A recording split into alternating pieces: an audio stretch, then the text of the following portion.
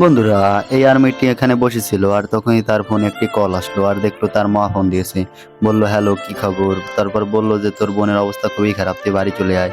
তখনই আর্মিটি বলল, ঠিক আছে, আমি এখনই বাড়ি চলে আসছি, এই বলেই ফোনটি কেটে দিল। আর একটু পরে তার হেডকোয়ার্টার থেকে তার হেড অফিসার এসে বলল, কি হয়েছে, এখানে বসে আছো কেন? তখন ওই আর্মিটি বলল যে আমার বোন অনেক অসুস্থ, তাকে ডাক্তার দেখাতে হবে, আমার কিছুদিন ছুটি চাই, আমার বাড়ি যেতে হবে। তখন বলল, ঠিক আছে, তুমি চলে যাও বাড়ি, আর তাড়াতাড়ি ফিরে এসো। আর আর্মিটির সাথে সাথে অনেক খুশি হয়ে যায় আর বাড়ির জন্য রওনা দেয়।